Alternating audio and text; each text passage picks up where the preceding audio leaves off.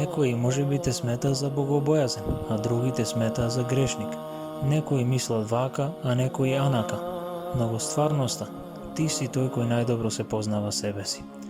Единствена тајна која не знае никој друг освен тебе е тајната врска со твојот Господар.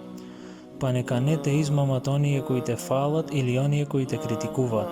Затоа што Аллах ни кажува дека на судниот ден белил инсану аля нефсихи басира. Човекот сам против себе си ќе сведочи.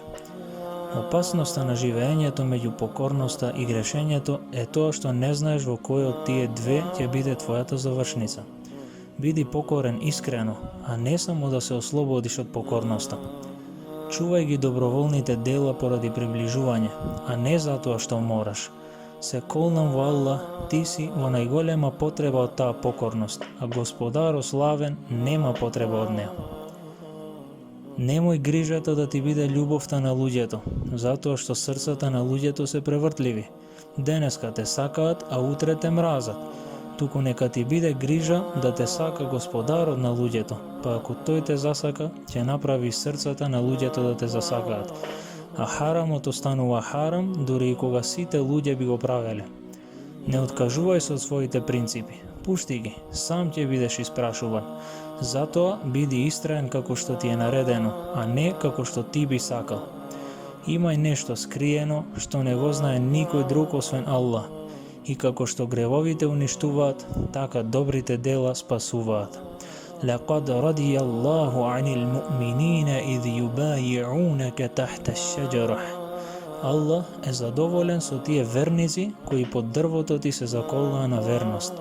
Па не осврнувај се на некои гламурозни места, затоа што најголемата конференција во историјата била под дрво. Господару мој, јас својата работа тебе ти ја препуштам. Рекол некој од учените: му правам дова на Аллах за некоја своја потреба, па ако ми биде удоволено, ќе се израдувам еднаш, а ако не ми биде удоволено, се радувам 10 пати. Затоа што првото е мој избор, а второто е избор на Аллах Джалешануху кој ги знае сите тајни. Колку е само убаво да имаш доверба во Господарот на робовите.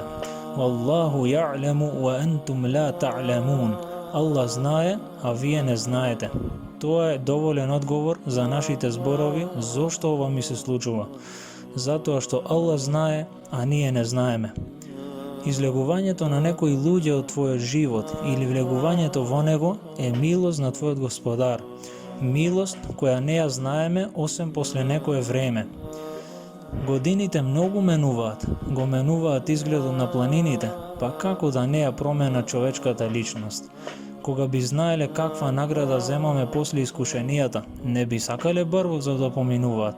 Не ни зема ништо, освен за да ни даде, да го дочекаме суденото со зборовите Елхамдулилlah.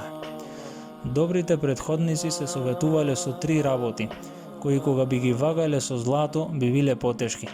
Прва, кој ќе го поправи она што е меѓу него и Аллах, Аллах ќе го поправи она што е меѓу него и луѓето. Друга, кој ќе го поправи она што е тајно, Аллах ќе му го поправи она што е јавно. И трета, кому главна грижа ќе му биде ахиретот, Аллах ќе му го надокнади и дуњалукот и ахиретот. Најголема од сите пропасти е џеннетот кој е простран колку небесата и земјата, а да нема место за тебе во него.